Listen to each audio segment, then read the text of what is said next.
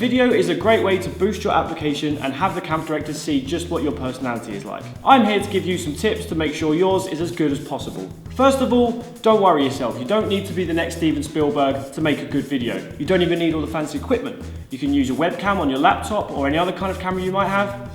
Or you could even use a smartphone or an iPhone like this. As well as filming yourself talking, try and get some footage of you doing the skills that are on your application. This will make your video look awesome and it'll be a lot easier to follow. If you can't get hold of any footage of you doing your skills, then pictures work just as well. Keep it short and sweet, no longer than 2 minutes, because if it gets much longer than that, you know, a 30-minute biopic of your life, people will tail off and just stop listening.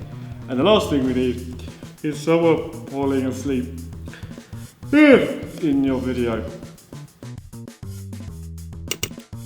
Try to speak as clearly as possible and try and keep a smile on your face as well. After all, you're pitching to camp directors and you need to show them just how much you want to go to camp and how happy you are all the time. No one will want to hire somebody in a monotone voice who doesn't sound happy and miserable and does not want to be here. This is definitely the wrong thing to do, so try and have a smile on your face because it will be better.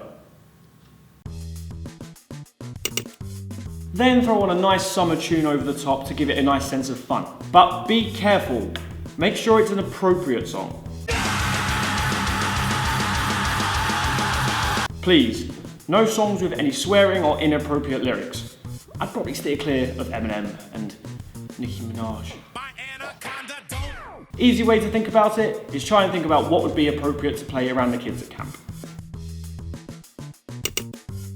And make sure the music track isn't too loud. The last thing that we need is a good song over the top, but we can't hear what you're saying.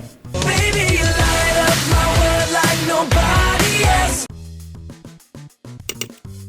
Then finally, double check everything with your video. This could be anything from the sound levels that we mentioned before to kind of clips ending a little bit early, so therefore you miss information. There's nothing more frustrating than when you're having someone halfway through a sentence and suddenly it cuts out.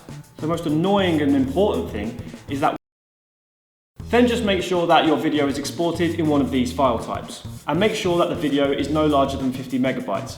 You can see how big it's going to be once you export it. If at first it's too big, then just export it in a lower quality.